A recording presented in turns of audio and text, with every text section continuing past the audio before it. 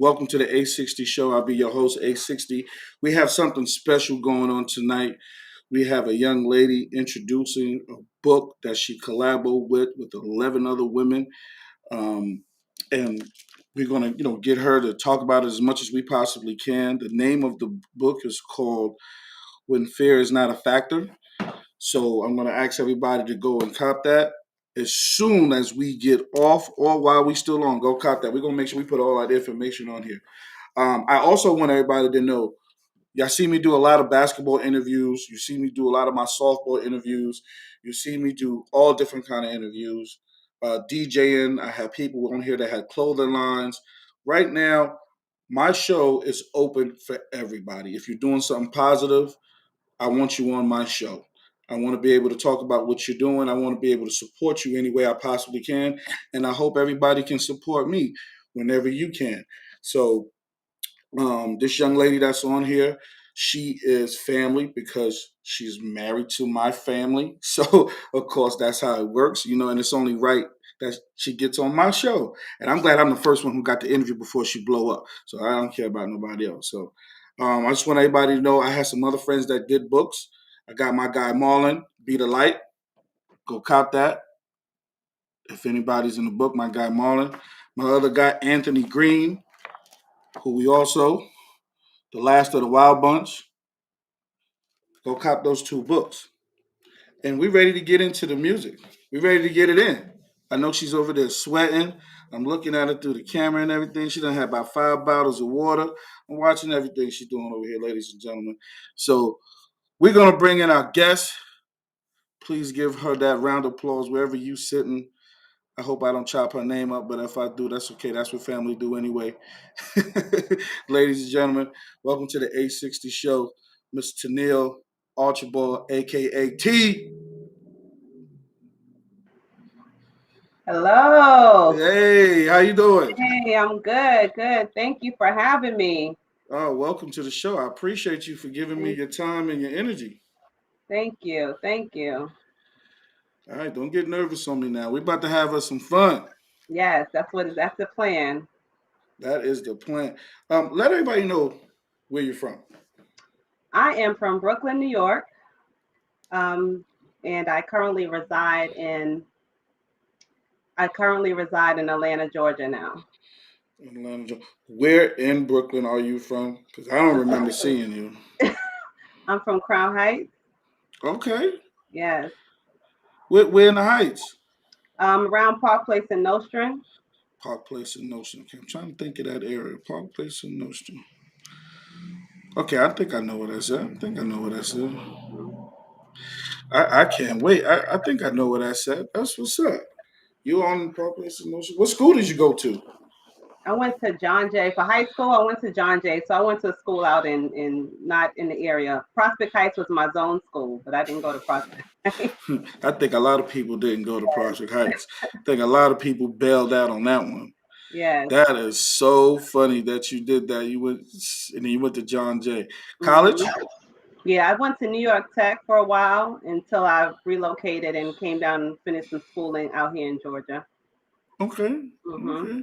What you said? So you went to Georgia to just for school, or was it anything No, particular that moved you out there?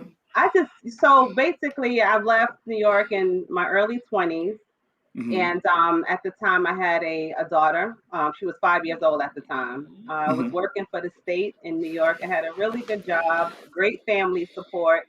I decided to, visit Georgia. A lot of my friends that lived out here told me, you got to come out here and check it out. So I Hmm. decided to just see what it was about. After 4 days, I kind of fell in love with it. I love the landscape and the atmosphere, the vibe. Everything is energy for me. So I really came out here, and by the fourth day, I said, you know what? Let me just look.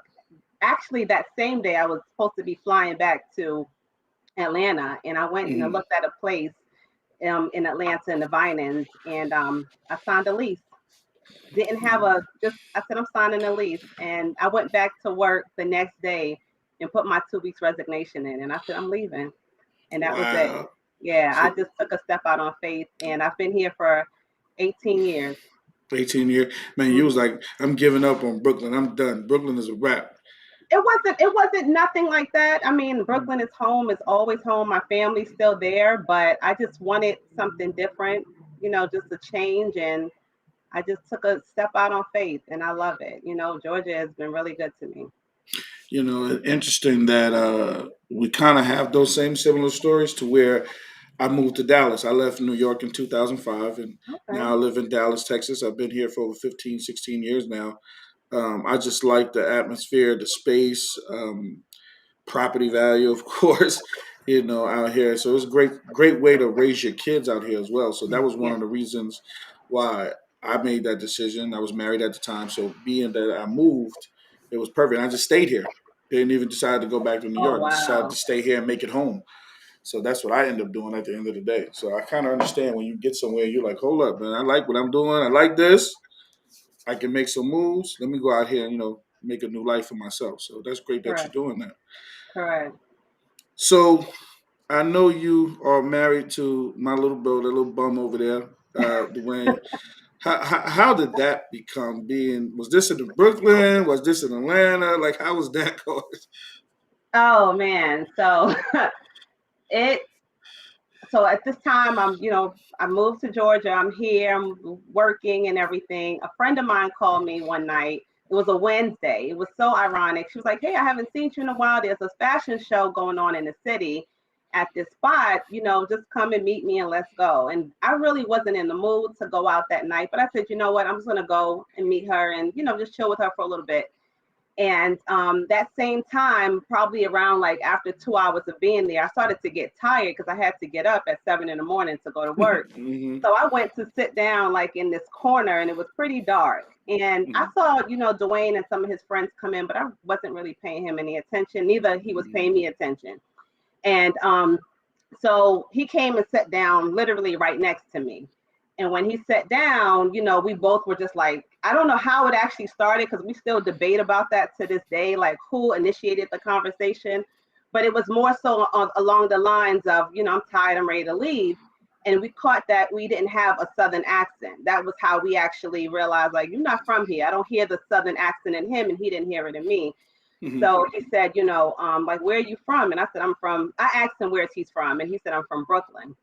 And I said, yeah, which part in Brooklyn? No, no. Normally people in the South say I'm from up north. And Brooklyn, Mm. we're real territorial about Brooklyn, right? So Yeah, he you said, can't you can't up just north. say you from Brooklyn. We want to know the Exactly. block. We want to know everything. Exactly, exactly. So, when you use the term up north, I'm like, oh, you from Albany, but you claiming the boroughs. Hmm. So he said specifically, I'm from Brooklyn. I was like, well, I'm from Brooklyn as well. And I'm like, dude, you're not from Brooklyn. I don't believe you. So then I said, so he told me he was from Crown Heights. I said, now, something's going on. Who told you about me? Like, where did you get Hmm. Crown Heights from? And he said, no, I'm from Crown Heights. So I said to him, I said, okay, if you're from Crown Heights, I need you to name every street from Fulton Street all the way to Empire. And if you can name that street line by line, then I know you from Brooklyn. Hold on, And hold he on, hold on, hold on, hold on, literally hold on, hold on, hold on, chose hold on. You said from Fulton Street. from Fulton Street all the way to Empire. Listen, I can't even do that. So wait. Let me think about it. Pacific, St. Mark's, Dean, So remember, you come in. So Prospect I think Place. I think we took it from Atlantic Avenue. I want to say we took it around Atlantic. No, Herkimer. I remember Herkimer being in the conversation, and we just kind of went street by Oh street my all the God! way up, and he nailed it. Like he literally nailed it. I know And I would have failed that test. It'd have been a wrap. There's no way. at that point, I was like, man, I said I never saw you, and it just Mhm. happened to spark a conversation between the both of us. And come to find out, he was telling me that he played ball, and I said, my brother played ball, but not professionally. And in the midst of our conversation, we realized that we knew a couple people in common. One person in particular, Selden Jefferson.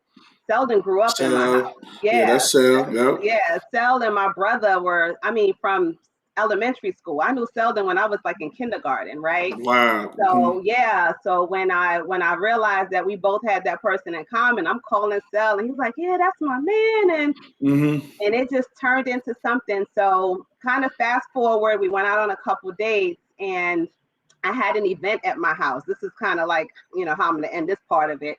So I Okay, had an okay, event at okay. my house, and I had a couple of guy friends that I grew up with in Brooklyn. And I said, look, I'm seeing this guy. So I don't bring guys around my kids or anything. And I was like, I'm Right. seeing this guy. We've been talking for a couple months now, and I want you guys to meet him. I said, but don't act crazy. I don't need all that Brooklyn rah rah. Just, be calm.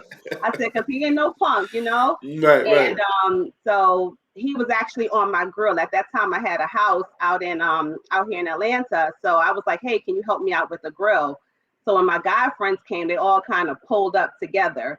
Like they were all planning to like, yo, we're gonna see him. We're gonna see what he's about. Hmm. And I called Dwayne. I said, hey, I want you to meet my people. You finally get to meet everyone. So they were like, oh, you got him on the grill. So he family now. He in the house and on the grill. And I'm just like, oh Lord, don't start, please don't start. So he walks out from the patio, and long and behold, what's up? That's my man. All of them knew him.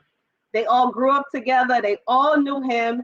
I don't even know how it didn't even come up. But the crazy part is the night before, they all went out, invited me, and Dwayne had asked me to go out. And I was like, I'm too tired. So we would have discovered that the night before, yet if we would have went out. So Right, right. it was kind of meant to be like Z and I. And then, later on, we started to realize how many people we had in common, how much, especially when we became friends on Facebook, how many people knew him, went to Robeson, so it just was like really, it was meant to be, honestly. And we just had so much in common.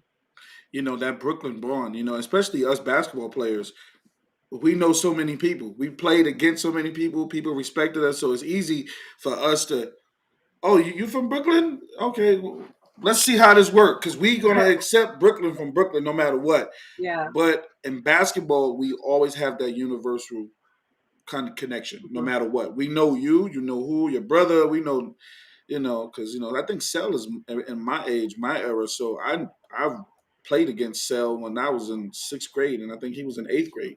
So that's how I kind of know Cell because he went to school with our other good friend Sharon Anderson, Mm-hmm. who Yep. played ball. So that's how Mm-hmm. we know Cell. So that's interesting. That's a good story. I Yeah. appreciate that. I appreciate that.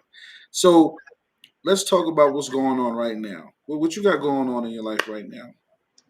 So right now, of course, as you guys know, I just completed this book Hmm. with 11 co-authors.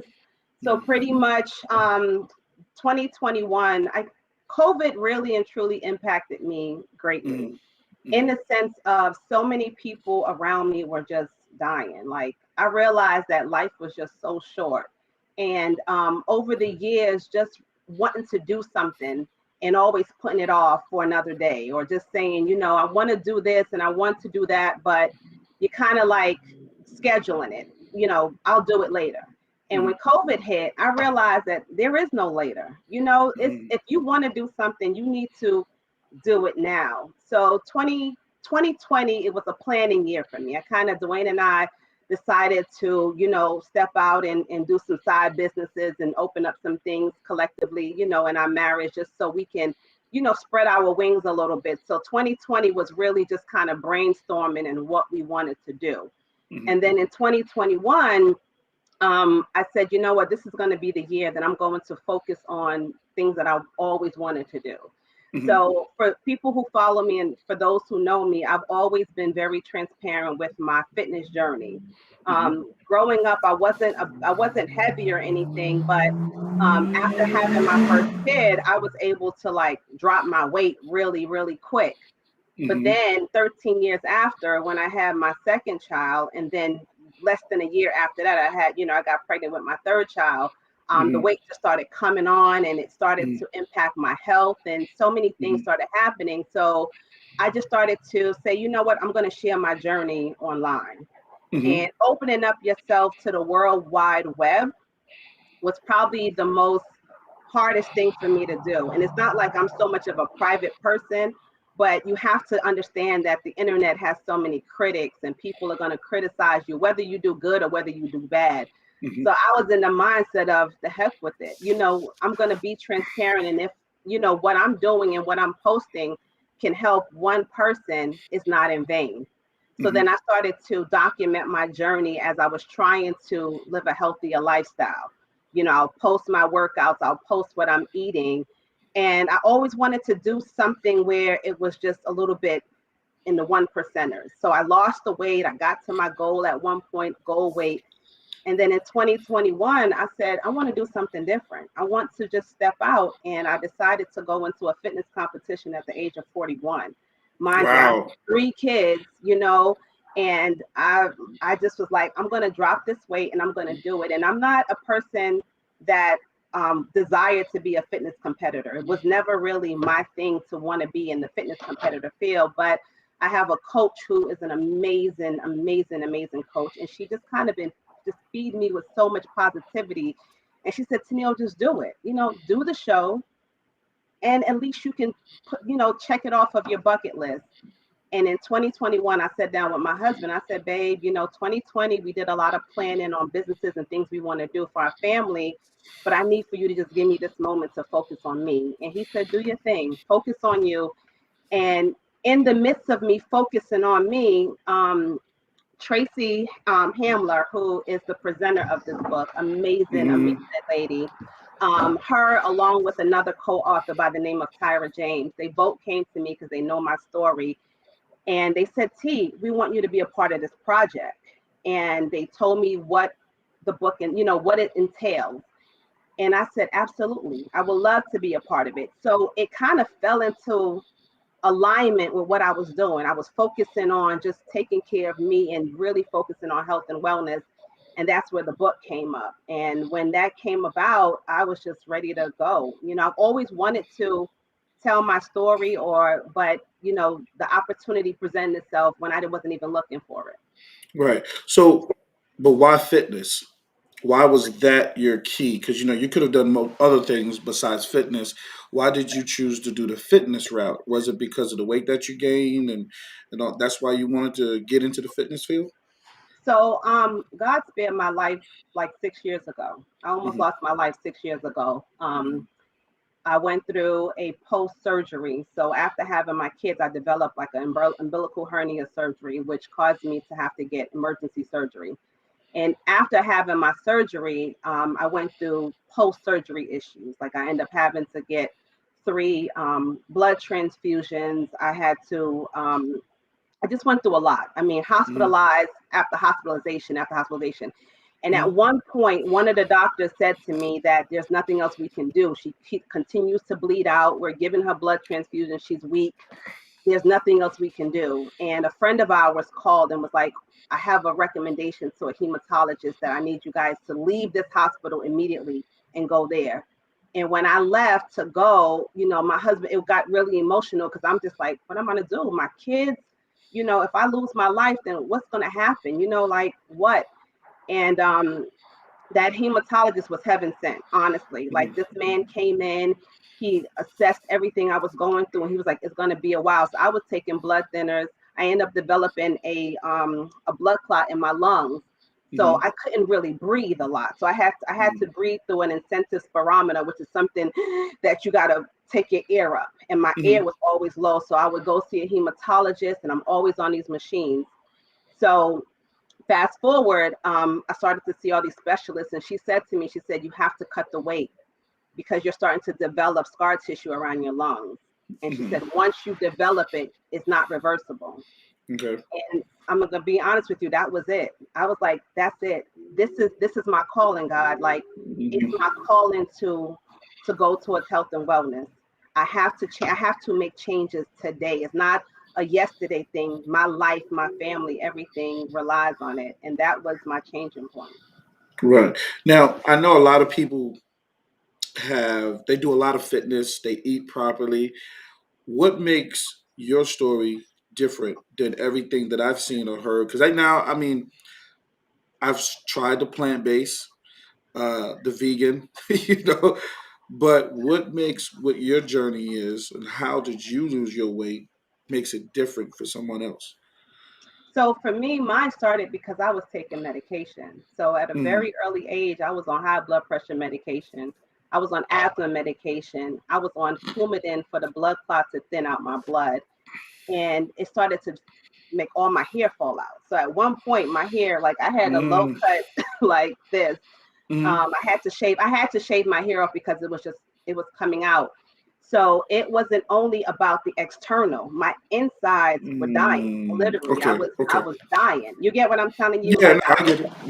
and I had a fibroid as well. So on top of everything else, I have this growing fibroid that was growing in my stomach as I was pregnant. So it Mm. caused me to have a C-section because the fibroid was so big it started to cover my, my cervix for me to deliver my child naturally. So for me, it was like, okay, I need to reverse this. And I'm going to be honest with you. What really changed it, a doctor said to me, because you're an African American woman, it's pretty normal for you guys to have high blood pressure or fibroids. And I said, so you're telling me I have to be on this medication for the rest of my life? And he said, most likely you will. And I said, that Mm. was it. It's kind of like he put this battery in my back to Don't you change hate when these my life. doctors? Don't you hate when these doctors tell you you're gonna have to take this medicine in order for you to survive, knowing that you can get off it if you just do what you're supposed to do? I'm Yeah. sorry. Continue. Yeah. So with that being said, I said, you know what, give me a year and I'm gonna get off this medication. And he was like, just kind of shrugged his shoulder, like, girl, go ahead, And that was my turning point. And I started to look. So I did veganism, I did all of that. Hmm. But I realized that food is medicine, but it's the type of foods that we eat. So I started to study Mm. more in depth on foods and how it impacts our bodies. And, you have to think about the industry and all the stuff that they're putting in the food, the hormones. So I started to associate, like, what am I eating? Let me really and truly look at this to see what am I doing? What's my contribution to my health? How am I Right. hindering myself? Hmm. A little chips here, a little soda here. So I said, and it wasn't for me. I'm a very cold turkey person. If somebody said this ain't working, it's cold, it's done. I don't have to ease myself off of it. It's just done. So at that point, I strategically laid out a plan. I said, I am going to be disciplined enough to get myself off of this. And that's when I went and I just cut my hair off and I just was like, you know what? That's it. I'm doing this and I'm going to medically heal myself. So my fibroid, normally you have to go through fibroid surgery. So I went to, consider doing the surgery. But after Right. all the stuff that I've been through, the doctor said to me, if we put you under, you may not wake up. Hmm. So we put you under to do another surgery, you may not wake up. So I started realizing what is feeding women's fibroids. What is feeding fibroids in our body? And I realized it was the Hmm. hormones and the foods and the meats and the certain type of meats. So I started to just do my research and using myself as my own, tool to whatever I put out there. I'm actually someone advocating for it because I've been through it. So over the months, I started to go back and check on this fibroid, and over the months, it started to diminish in size. So the last time I went, when they medically cleared me, it was so small they couldn't even see it on the sonogram. But at one point, Wow. it was big, and it literally just Mm. started to diminish in size, all because I was no longer feeding it. Its access to food was gone. I stopped giving it what it wanted, So and that was basically, it was the stuff that you was eating, like whatever coming off the fatty meats or the chips and soda, that acid or whatever was pushing that, making it grow correct. more. So you took away all that, Correct. you know. So what was So, that process like? Like, was this a year long process? Was this a months process? How long was so this I process? started sharing my journey on social media around 20. I want to say like 2016. So it took trial and error. It took a long time. So I can tell you, it took a little bit over a year for them to medically clear me off of high blood pressure medication because my pressure would be so high. So I started getting these headaches in the back of my head. I started having mild seizures at one point that I started like not foaming at the mouth, but I just started like kind of I was like doing this. It got really Mm-hmm. bad. I developed vertigo, so I couldn't really like stabilize myself. I was going through so much, but nobody saw it because I'm Right. a mom, I'm a wife, I'm a businesswoman. I got, I'm a family. So I never really showed that side. I just had to say, T, you got to fight it. You got to figure it out. And it was just that turning point that I was like, you know what? I just need to focus on one thing at a time. So it took me to understand that, all right, this is going to work, but you got to give it time. Like it Mm-hmm. didn't happen overnight, so you're not going to expect for it to just leave overnight. So it took a long time for me to really and truly get myself. So it was literally one medication at a time. And what was happening, I was taking something called Coumadin, which is an anticoagulant. It's supposed to thin my blood because my blood was so thick, it was causing me to develop blood clots. The Mm-hmm. blessing of it all is that my blood clot shot from my leg into my lung. Normally, a blood clot shoot from your leg to your brain and it causes an aneurysm, and people die from an aneurysm. So I was Mm-hmm. trying to block Mm-hmm. myself from not having an aneurysm. The Mm-hmm. crazy part is that I used to eat a lot of greens and vegetables, and my doctor said you're eating too healthy because by you eating too healthy, it's causing your blood to thin out too much. So I was fighting against a medicine and eating healthy. You So get it's what I'm like you saying? could, like you can't win. Like you're I trying to couldn't do what's win. right, Correct. you're doing what's wrong, and you're just trying to. You basically just trying to stay alive the whole Correct. time. But you're trying to eat healthy. You're trying to do what's right, and they telling you no, you're still losing.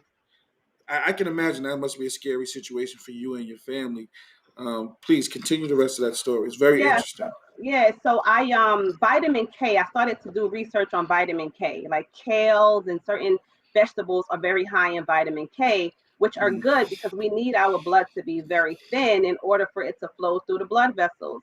But mine was so paper thin that it started to bleed out. Like so now I'm just like losing blood, and that's where the Mm. whole transfusions and all those things came in because I started losing blood.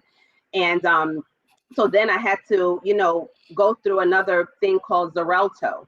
Xarelto was like another medication, but that's kind of you can eat good with Xarelto, but you have to be careful. So the thing about it with my job, I have a traveling job. I Mm. travel 30% of the time. I used to do international travel for a long time, but I started to do domestic travel.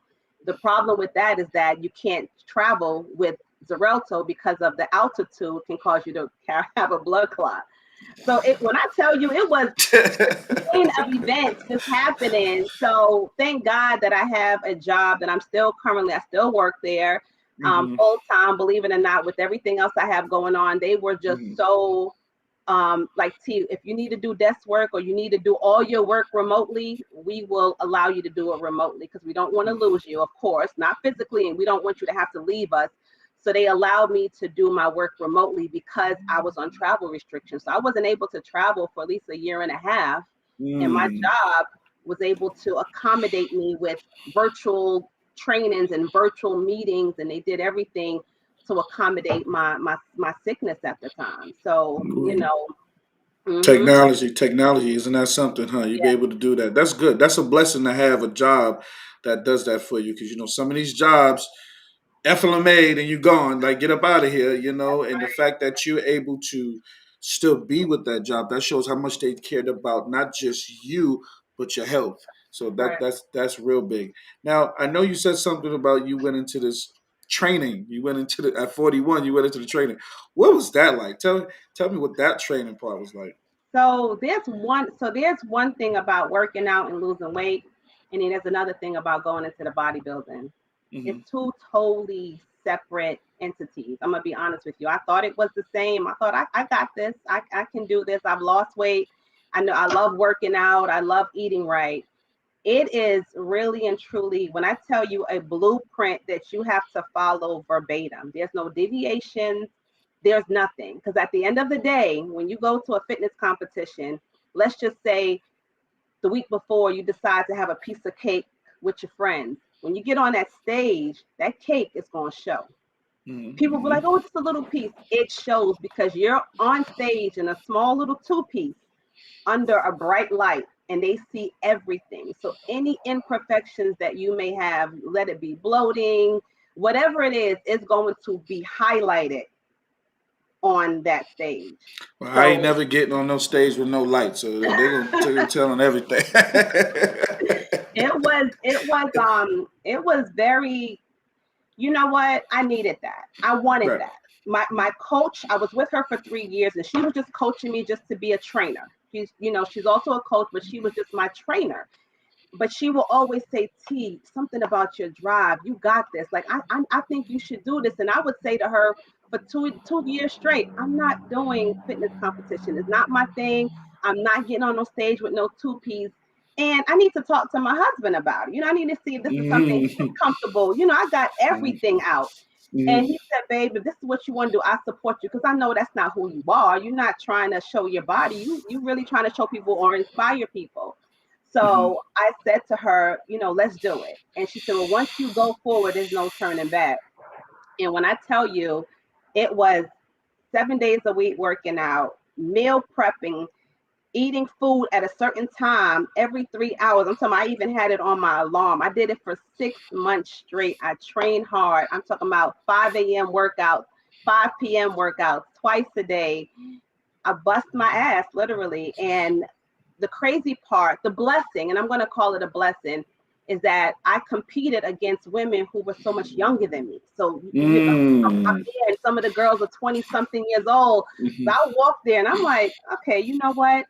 My mindset already before I even got to the stage was I'm a winner because I made it this far. So the judges could be very subjective if they want to. It didn't matter Mm-hmm. to me.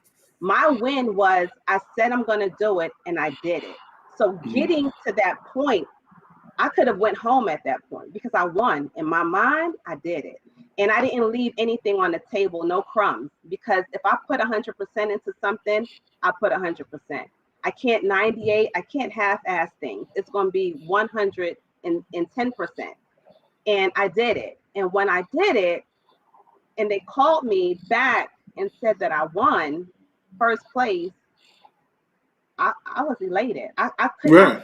still in shock. I was such on a high that I couldn't believe that I actually just won because I went to just do it. I just wanted to do something to check it off my bucket list.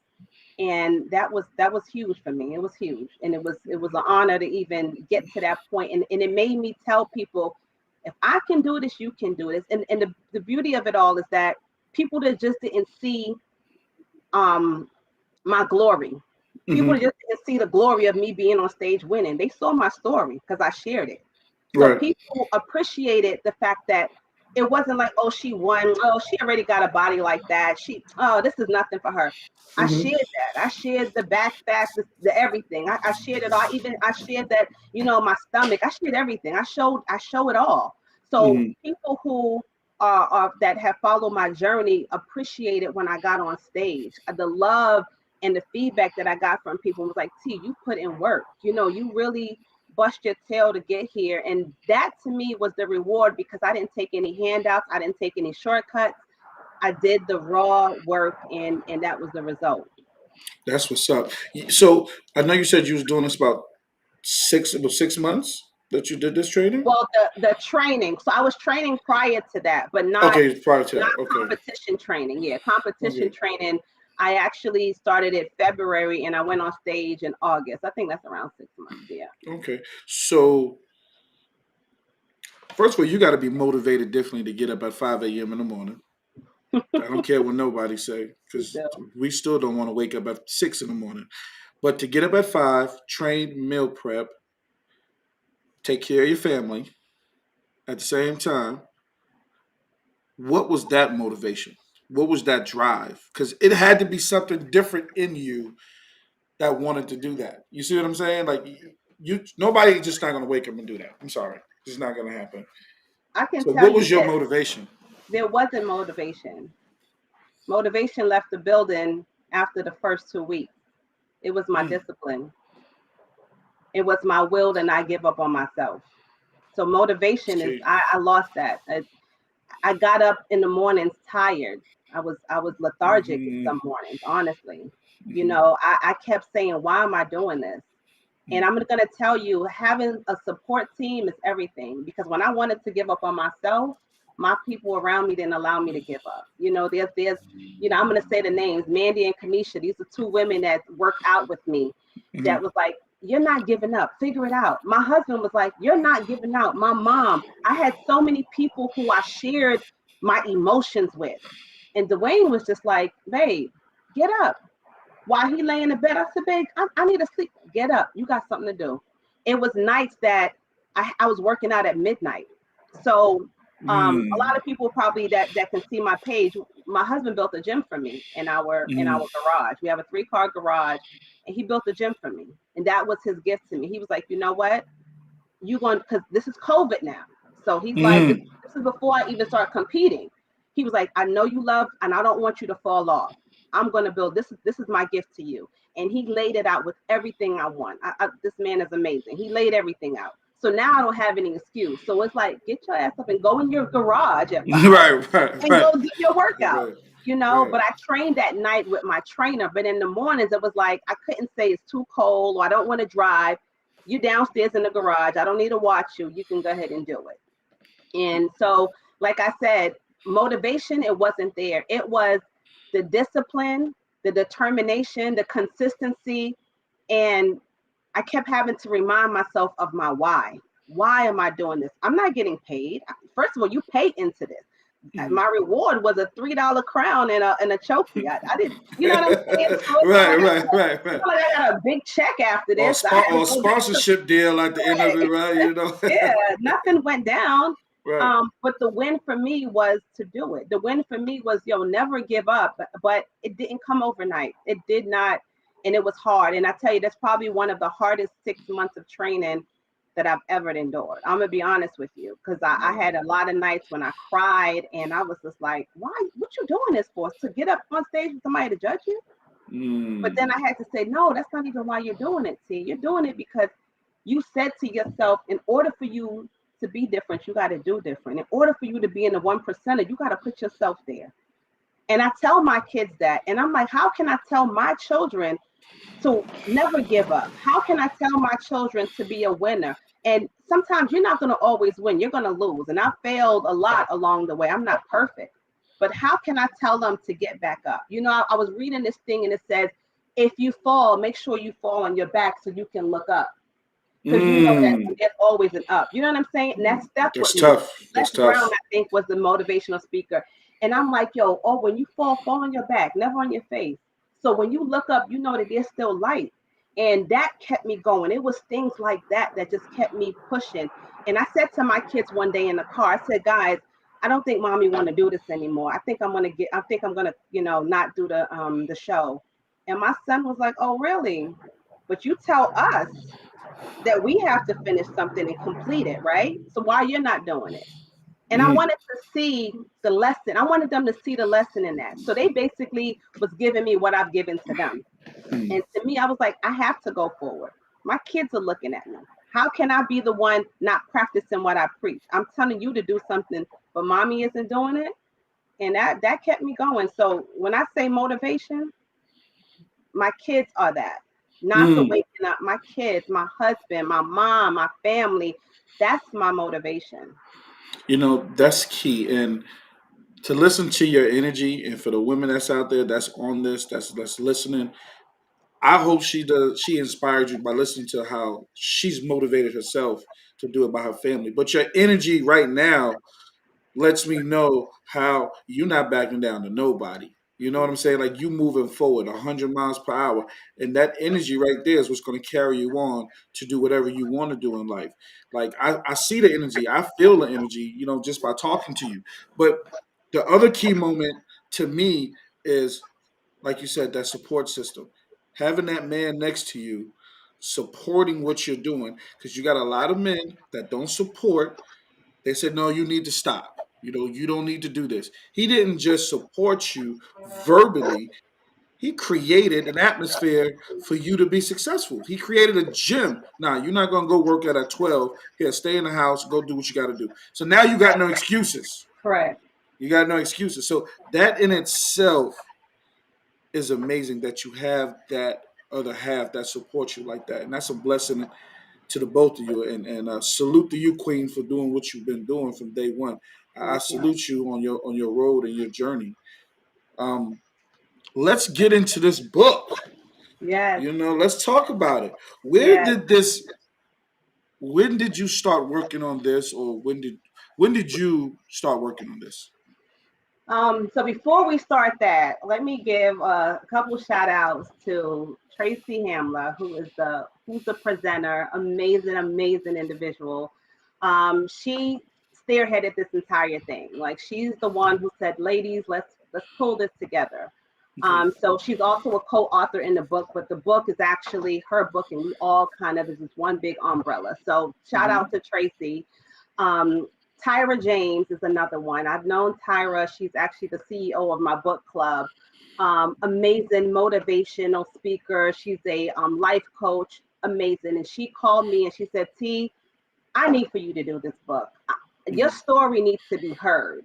Mhm. So between her and Tracy, I was just like, you know what, I'm doing it. But Tyra was on my phone every day, like, you're doing this. I see this for you. And when someone can come to you and speak life into you and see a vision for your life, you can either say no or you can just say I'll do it. And she said, T, I said, my story is not that exciting. She was like, no, T, people need to hear your story and you need to let people know your story because you can help somebody. And Right. I always say I want to die empty. Always, I don't want to leave crumbs. I want to die empty. I don't want to die full. Mhm. And that was one of the things I've always wanted to do, was to tell my story. Another person that played a big role in this too is Tony Font. She was the editor, but also a co-author. Amazing Okay. editor for the book. I mean, I would definitely work with her again. And then Kim Roundtree, she's the publisher of the book. So, all of the ladies outside of Kim Roundtree are also co-authors, and Kim Mhm. Roundtree is the publisher. Mhm. So the book has 11 authors in the book. Mhm. So when we started working on this book, it was the crazy part. It was during the time I was training for my show. So my hesitation from doing the book was, I don't have time. Right. I Right. don't have time to write this book because I'm trying to prepare for a show. So I was telling that to Tyra, like, I want to do it, but there is some hesitation there. Mhm. And the good thing about it is that it wasn't really a rush to get it all done, but they was like, T, just tell your story. So she was like, write it the way that you're talking to me. I'm like, no, I can't write the way I talk. I don't have that level. That's not my good side. Right. Right. Right. Speak. If I say I ain't, I'm gonna write I ain't. It's You gonna know, be all over the it's gonna be place. all there. All the ebonics is gonna be on there. And she said, no, T. We have an editor if there's anything. And the good thing about Tony, who's the editor, she didn't change anything. She was like, I'm not changing any. I'm looking for a grammatical error, your little grammar errors or whatever. But she was like, I'm not changing your story. And I'm like, no, change. I need to. No, this is your story. However you say, this is your story. Be So authentic. Be authentic. That's be what she's saying. authentic, right? The crazy part is the day that they reached out to me to say, I need for you to finish the book. That was the night I was driving to my show. My show was Saturday. I literally finished the book, my part of the book, the Friday on my way to Tennessee to do my show. So I'm thinking about a show, finishing a book. My anxiety was to the roof, right? And mind you, I can't eat anything. I can't even have a glass Right. of Right. water. Right. So that's where the support come in. That's when D was like, look, when we get to the hotel, put your feet up, just relax. You're here now. Forget Yeah. everything. Yeah. Write the book, focus on that. And that's it. So he's like, I got the wheel. You got 2 hours on this drive. I think it was like 2 or 3 hours. And he said, just focus. And I went, put my headphones on, and I just finished writing the book. And literally when we pulled up to the hotel, I closed my laptop. He said, how much more you got? I said, babe, I'm done. And that relieved me to be able to get on that stage with nothing on my mind because I did my Hmm. part. I had a commitment. You're talking about 11 authors. I didn't want anyone waiting on me. So Right. it was months in the making, honestly. And the good thing about it is that, we promoted the book back in October. But when you have, the women are perfectionists. That's one thing about the women on there. Hmm. They saw little things like, hey, we need to fix this. So even though we did a pre-sale early, we found little things that we wanted to enhance and just make it a little bit better. So we said, you Hmm. know what? It's okay. We don't have to rush and push something out. Let's wait. And that's what we did. We waited a little bit longer to put it out. So you're getting the full authenticity of everything. You're getting everything out of this book. And the great thing about this book is that you're talking about 11 people with 11 walks of life. So mine, and I'm not going to go into what I have in the book, but what I would tell you is talking about my journey to wellness.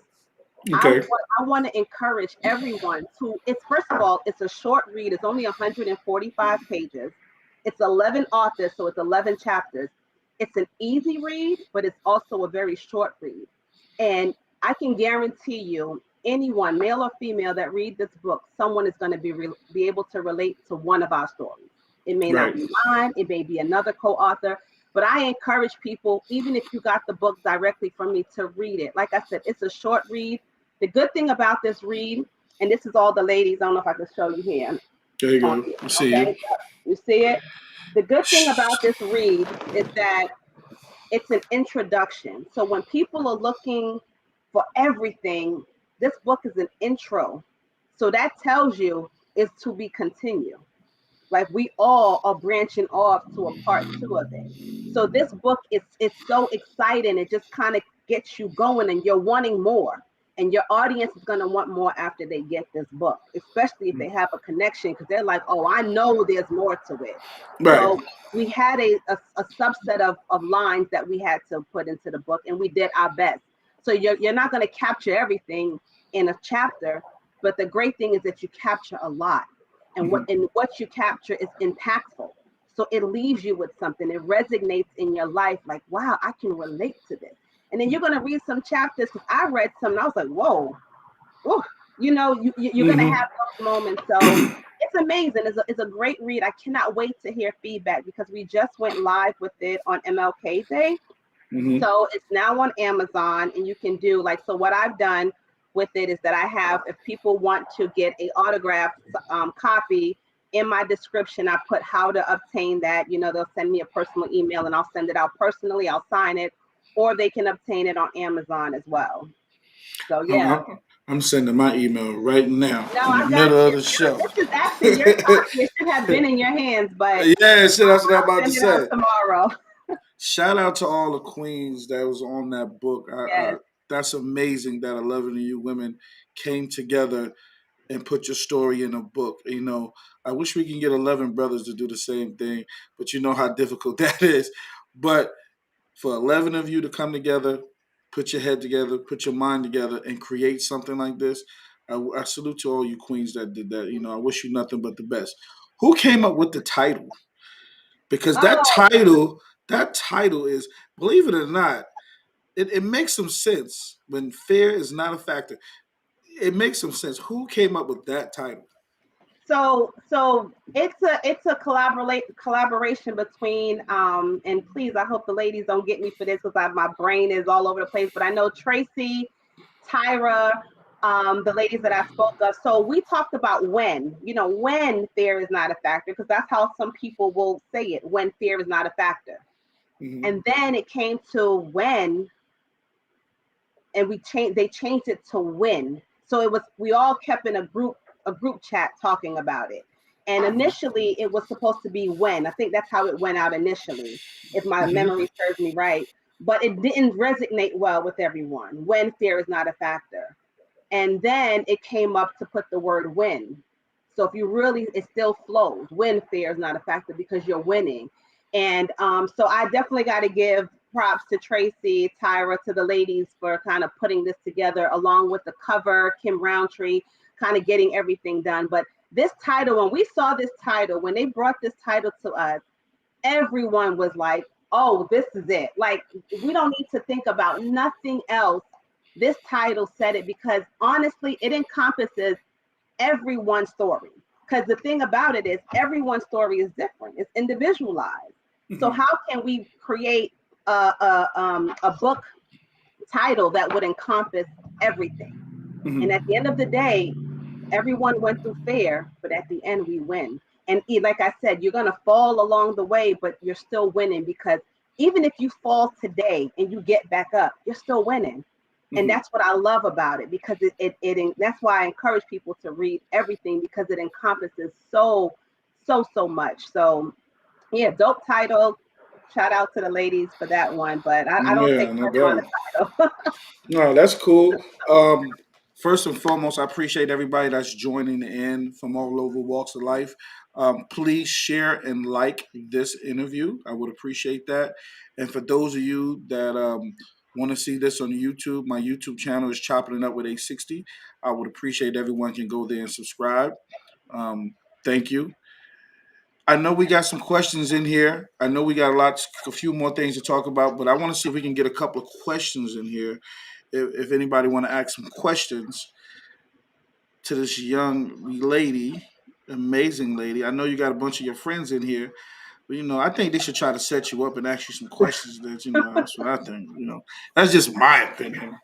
You know, feel free to shoot some questions at her because again, I haven't read the book, but the fact that that win part and fear, because we all have fear of something, no matter what it is. We all have a fear. We all scared to take that leap of faith. Something that always pulls us back, or we don't have the support system.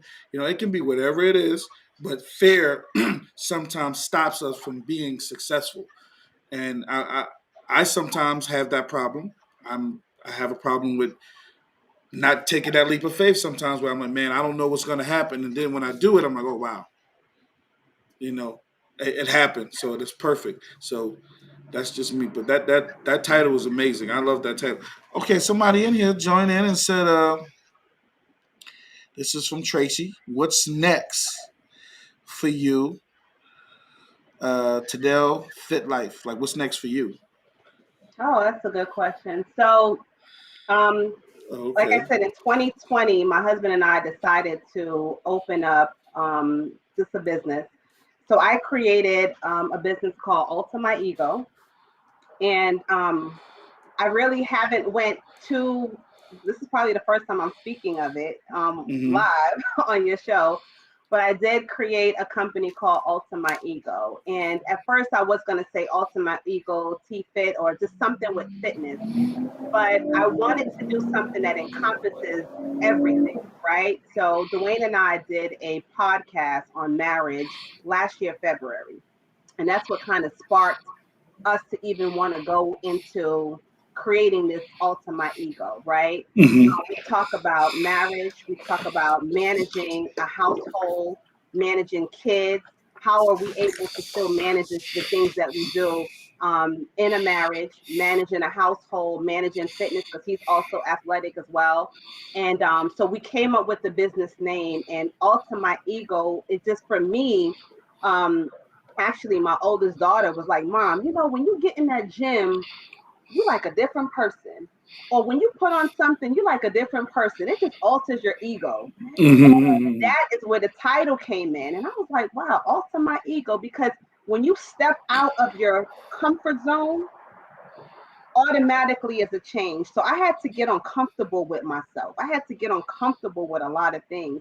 So my focus for 2022 is to become uncomfortable, to take Mm-hmm. a leap out on faith on things that we have talked about, because life is so short, and I'm at a point, we're at a point, we're stop talking about what we're gonna do and we do it. Even with my show, no one knew. And no one knew until the day, because I got tired of talking about I don't like talking about things and I can't really see it to fruition. Right. So Right. it's Right. about, Right. that's why I said this is the first time I'm actually speaking about Ultimate Ego, but this is a business that we've put out in 2020 and we're Mm-hmm. working on it. The thing about it is I'm a person of, when it comes to putting out material, it has to be of excellence in Mm-hmm. a sense. You get what I'm saying? I Mm-hmm. can't half-ass putting material out on what I want to do and not put it out in its entirety. It has to be laid out. I need to put the vision in my head on how I see it. Because remember, we live in such a microwavable world now that you Mm-hmm. can't just throw content out there and then 10 years later or 5 months later, you're bringing something else. You have to know what's coming. You have to know what's going to continue to come. How do you want to see this vision? So we see this vision as, Dwayne and I, wanting to do a podcast. We want to be able to talk to other married couples and even people who are single, because we get a lot of friends that are around us that ask us, like,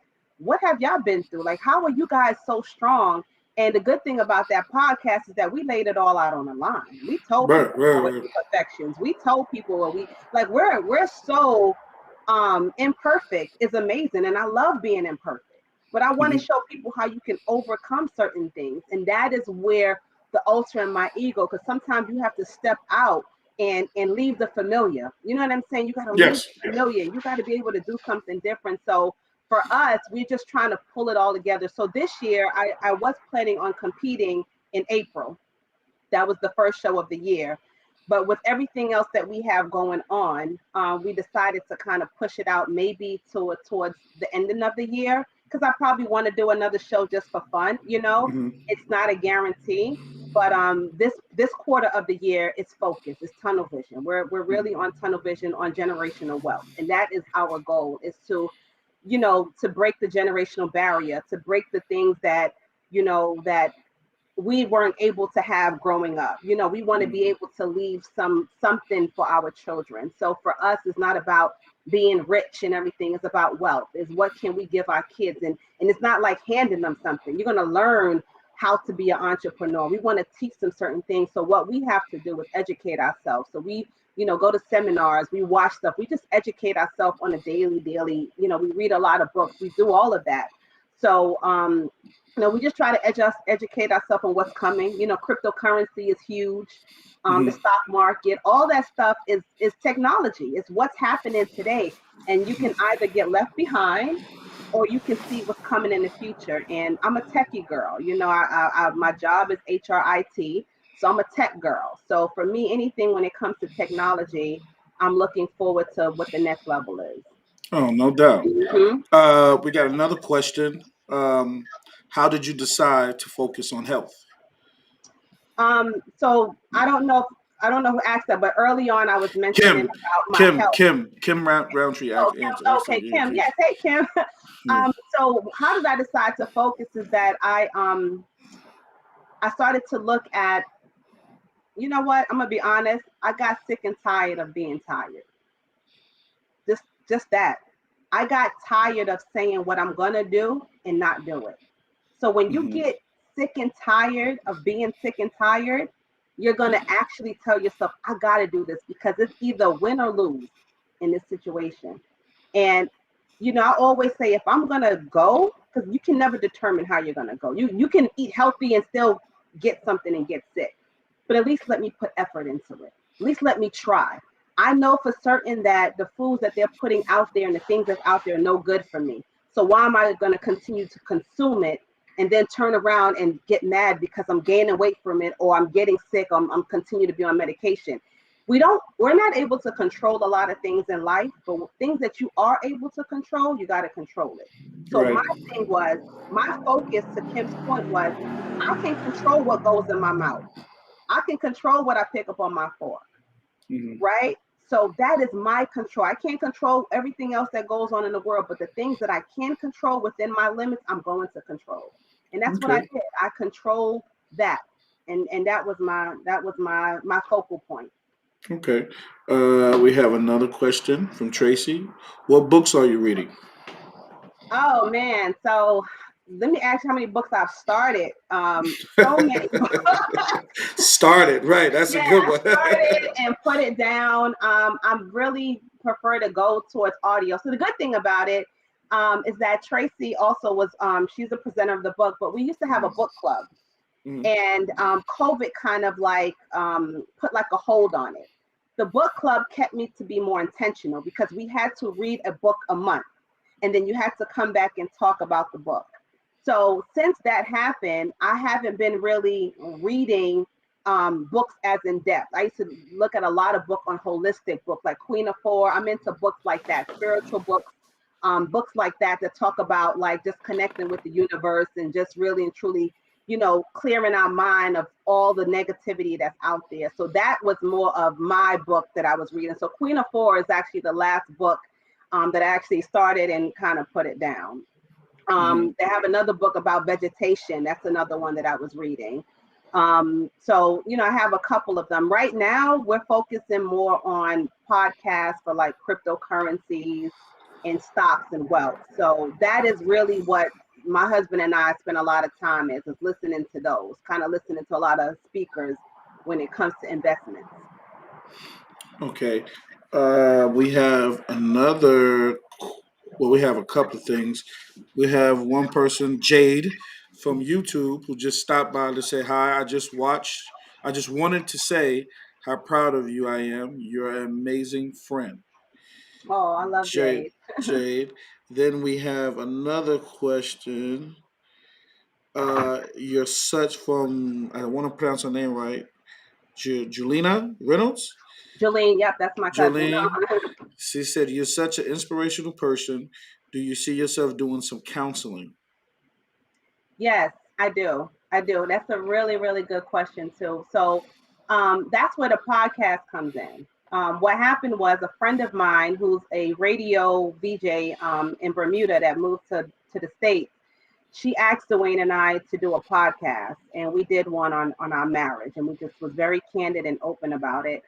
The feedback that she got from it was people were so intrigued. It was like, man, you guys should do this more often. And it's crazy that we were getting such feedback because that's something we thought about. We just didn't know, like anything else, you got to find time to do it. You got to have all the right setup. And so we were actually in discussion about doing counseling because we pretty much close to do it now. We talk to people individually or collectively as a couple. So yeah, that is something we are planning on, putting under our belt. Okay, okay. Tracy says you're actually helping her with her meal plan, Yeah. meal plan and stuff like that right Yeah. now. Okay, so now the book is completed. It's done. Do you have any more books that you're going to be doing? So I definitely, like I said, this book is more of a intro. It doesn't give everything. And I'll tell you a little bit about this book and just kind of lead into your question. Okay. The thing about this book is that I share my story on social media, right? I share pictures and you have a small level of content that you put up there. You can't get too elaborate with it because it's social media. I'm Mm-hmm. not a person that really do lives or anything as far as like get on live and talk about things. And I probably need to get more comfortable doing that. The good thing about this book, it really talks about my journey, my starting point, what fused me. Because the fuse just didn't come when I got sick. The fuse was in me years ago, and Right. that's something that people don't know. It's other things that sparked it within me. But as years go on, that's why I said this has been trial by fire because it's been probably 20 years of just me trying to figure things out. And back then, there was no Google and YouTube and the access that we have now. It's literally the Bluetooth. The blueprint is written out for you if you just find the right research. Back then, I didn't have it. So I talk about that. I talk about more in-depth things that was really important to me. Times that I dealt with depression, things that people just don't know, Mm-hmm. and what led to it. So the book is really kind of the foundation. That's really what this part of the book is. It's Right. the foundation because, like I said, people see me now, but they don't really know the backstory. So this Right. book gives that the intro, and then part two is what I'm working on. I want to work on a part two to kind of give everything. And when I say give everything, literally the tools to it, the tools that have worked. Now, it may not work for everyone, but just to be able to give more insight on how we can, because my biggest thing is to help people become disease free. Like that's my thing. Like, and I'm not a doctor, but I want to be able to share, like, we do not have to be a slave to this disease and all this stuff that's going on. Like we can heal ourselves naturally. Mm-hmm.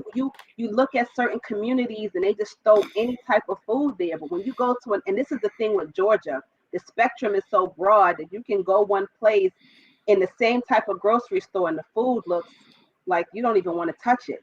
But then you go 5 miles down, and I mean, everything is beautiful. It's like you're on a farm. You know what I Mm-hmm. mean? And I've Mm-hmm. learned that I started to drive around in different places like, wow, we're really, they're subjecting us to certain things. So people look at, fast food. Yeah, why is $5, but a salad is 10? Think about it. So Mm-hmm. those little things that people want to hold on to their money, but they don't want to invest in their health. They'll invest in material things, but they won't invest in their health. And at the end of the day, if you really look at it, time is something you don't get back. You circle this earth one time, so why not take care of the only lasting thing that you have is your body. Take care of it. So that's the level of depth that I want to get into, and I have Right. so much to give. I write these Mm-hmm. notes down because I can't think about it all, but I want to be able to really and truly share some in-depth experience, especially for those who are a prisoner to medication, and a Mm-hmm. doctor is telling you we don't have any hope for you. There is hope, Mm-hmm. Yes. you know. Um, Tracy said, "Tell me what type of chapters. Some of the titles in the chapters that's in the book." Oh, I so for this, I'll give you. So one of the chapters we have, this is Tracy's chapter, it's called Betting on You. It starts with you. We have another one that's called Embracing the Journey, Lessons Hmm. and Blessings. The other one is Do Not Let Anything Slow Down the Speedometer of Your Life. The other one is I'm Still Falling in Love. Hmm. The next one is Finding the Financial Cure. The next one is Resistance Delivers Your Remedy. Hmm. Mine is My Journey to Wellness. Hmm. Chapter 8 is The Foundation for Inner Peace is Love and Forgiveness. Hmm. The next one is My Beautiful Truth. Hmm. The 10th is Loving Fearless Ain't Easy Sugar. And then the last one is Can't wait to read that one. and last but not least is The Journey Through the Dash. And I tell you one, that last one resonated with me, right? My daughter, Rakaya, who's, that's my bonus baby. That's when Mm-hmm. Dwayne and I met. Rakaya was 11. She'll be 25. So it's been a long Wow. time. Dee and I've been together. I think we're going to 13 years now. She have a tattoo on her hand right here, and it's a dash. And it resonated with me because I went to a cousin of mine's funeral right before COVID hit, literally. And the pastor said, he talked about the dash, and it's not your sunset, and it's not when your sun rays or your sunset. What's the most important thing is that dash. That dash tells the story of your life. You create that. You're the one who, how do you want people to remember you on this earth? How you Hmm. live, the impact that you have on people. So, reading this last one, the way it ended with the dash, I mean, for me, it was everything. I think there was no other way that we could end that chapter but talking about the dash. Wow. Okay, that's what's up. So I ain't gonna hold you too much longer. Is there anything you feel like we didn't talk about that you want to talk about? I definitely want you to continue to get that information out. Let people know where they can. First of all, tell people where they can get the book. Let them know where they can get the book right now. Okay, so if you guys look for me on, let's say, Facebook, I'm Tennille Fit Life on Facebook. So that's, as you can see, my first name here, space Fit Life, one word. And I'm also on Instagram at I Am the Real Tennille. So just one word, I Am the Real Tennille. Also, because the book is new, this is kind of one of the little caveats that we had. Amazon has so many books. So when you go to search for the book, Amazon happens to default you to all departments. You have to actually go to the books department. And when you go into the books department, you can type in When Fear is Not a Factor by Tennille Archbold. And I don't know how my camera. Yeah, when you type in We it, got that it. come right up.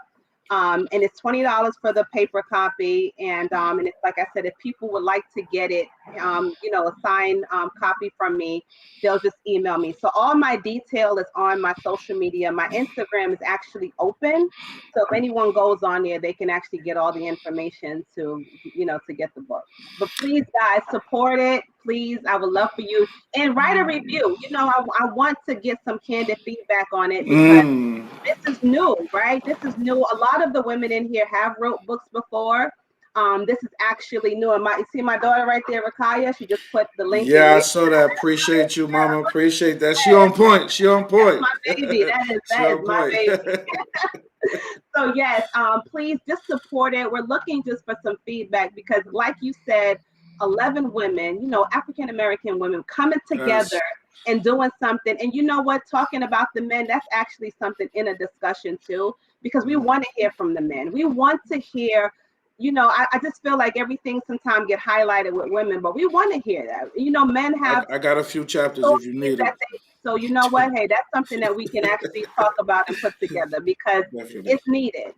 People Mhm. need to hear it. People need to be able to relate to someone else. And like I said, if someone doesn't relate to my chapter, there's a chapter like someone asked about the financial cure. Mhm. Um, um, the person that actually did it, she's a financial counselor, PhD level. Wow. Yeah. Wow. So I'm talking about the women on here are like amazing. I feel honored to be a part of this book with these ladies. I learn Mhm. a lot from them, honestly. So it's not just random people putting stuff together. Check their credentials. When you go on here, their name is on here, Google them. Very good credentials. Dr. Wendy, she also have several different books on financial, right? She's the person to go to. So please just, check it out, provide feedback. And then for you, I just want to say thank you. And Oh, one of no the things problem. you said to me was, I'm going to get her first, and I That's I right. appreciate. I do. I really do. Like when you hit D up and said I'm getting an interview with her, it wasn't even a thought. It was like, Yeah. let's do it. What time? Let me move it. We're getting this done. So I just appreciate you for allowing me to be on your platform to speak about this book, right? And I speak on behalf of myself and for all of the ladies. I just want to say thank you so much. Thank you to my co-authors on the book. Thank you for everyone who joined the live tonight. Thank you for my family and my friends for your continuous support. Because I tell you, the support and the love is just outpouring, and I just want to say thank you. It's I feel it from my heart. Like I say it wholeheartedly from my heart that I really thank people for supporting us. Because people could be doing a whole bunch of other things, but they're here tonight to watch, to watch this interview. So Well, we we're definitely got to support each other. Family first definitely over everything. And like I said, when I saw Deep put it out there, I was like, wait a minute, wifey got a book. Yo, hold up, I need that, bro. I hit him up. I said, I need that on mine. Now she got to come on here. And he had texted me, and he was like, dude, you sure? I'm like, yes. We'll figure the rest out. Don't worry about it. And we got to support each other. And I don't think we do enough of it. We don't support. I'm up and coming in my podcast game. I'm not saying I got a million followers, but the fact that you never know who you can touch from one of my followers with right. what you just said in your little inspirational book. And to get the 11 guys to do what you guys, what y'all did, listen, let me tell you, we all better be in the same room at the same time. Because if there's a deadline, we ain't hitting that deadline. I'm going to tell you that. But with men, sometimes we have a hard time really expressing what we feel on a piece of paper. We're more talkative out, like on the podcast, we're more talkative. I heard you say, you don't do a lot of lives, but yet you're about to start a podcast. It's the same thing. You got to get out here and you got to talk to the Right. people. And believe it or not, when you get on here and you start talking, it's going to become fun. It's not going to be work no more. This is Right. fun. I do this because it's fun. I have a great time. Friends is on here. My family's on here.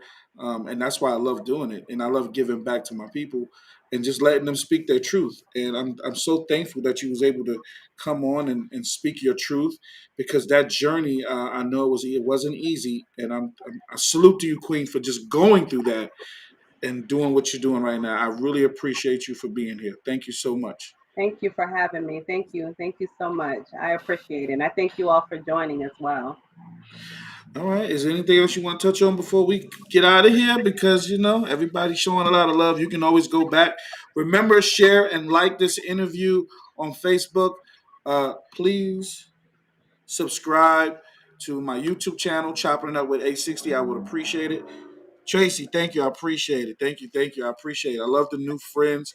I definitely would like to be a part of that 11 guy book. I'm throwing it out there right now. So just Yes, let me yes, know. yes. And y'all Just get an let me know. interview with him. Yeah, The just good let thing me is know. that you're offering a platform. One of the things you said you want to get, the good thing about it is that your platform is open. You have a lot of athletes on here, but you open up to people who, you just said you want to get someone who loves to cook, a cooking Yeah, show one. that's right. That's what I want. So I mean, guys, follow him. He has a great platform, and it's just about support. It doesn't matter, just support everyone that you see here. So if you guys start following him, support him, he'll bring you in and you guys can talk. And I want everyone to be able to tell their story. I think it's I don't, I don't want to speak on behalf of anyone else. That's why I didn't go too in depth, because I did read the book, but I want everyone to be able to share. I want them to everyone have a platform. Everyone has their platform to talk about their book and their journey in this book too. So, but yeah, for me, I just want to say thank you. I'm just truly appreciative. I'm honored. And, one thing that my grandmother told me years ago is, when you put God first in everything that you do, everything will fall into place. So I'm not worried about what the future holds. I just think about it and it falls into place. And a lot of things this year just fell into place. I just prayed and everything else fell into place. So not Yeah, that's what's overthinking. up. You're 100% right, man. It's amazing what we do on a regular basis. Well, I'm just looking over here. Yeah, I definitely want somebody that can cook on there. I want to do that one. Might learn something new, you know. But Yes, like I said, it's definitely an open. You know, my story is open. My page is open. It's about having fun and cooking and conversation. That's what I call it. It's conversation. You know, let's right. have some conversation. So I did one. I did one interview. I got 10 more because it's 11 of you in that book. So I got 10 more interviews to do. So I'm putting that Yeah. out there right now. Putting that out there right now. Please go get that book. Please share her journey. Thank you again, Miss Tennille. Thank I you. really appreciate you. My platform is your platform. Anytime you need something or you want to do something, you want to talk about it, I'm here for you. Thank you very Thank you. much. And when we have our podcast, we have to return the favor. So I'm likewise. ready. I'm ready. As Yes, soon as they do it, yes. I'm ready. Well, thank you. Thank you so much. Thank you. Have a good All night. right. You too. Good night. Right. Ladies and gentlemen, great show. Great interview. Can't beat it. If you wasn't inspired by what was just heard and what was just talked about by Miss Tennille Archbold, you know, I don't know where you've been. This lady did a lot. She's going through a lot, and she showed that she can do it all at one time and keep a strong marriage and raise a family. It's a beautiful thing. I love to hear stories like that. Can't wait to get that book. Can't wait to get in there and start digging into that book and get the chapters. For the other ladies, I got 10 more interviews to do. Let's lock in. Let's set it up. Okay, I appreciate you. I want to say thank you for everybody that tuned in. I want to say thank you to my guest that came in and gave me the interview, Ms. Tennille. I appreciate you. Shout out to Dwayne for setting that up. I really appreciate you, baby bro. You already know we family. We're gonna always be here for each other. And to anybody else that got questions, like I said, please share and like this on Facebook. Subscribe to my YouTube channel, Chopping It Up with A60. And I look forward to seeing everybody next week. Have a blessed weekend and continue to be safe. Thank you.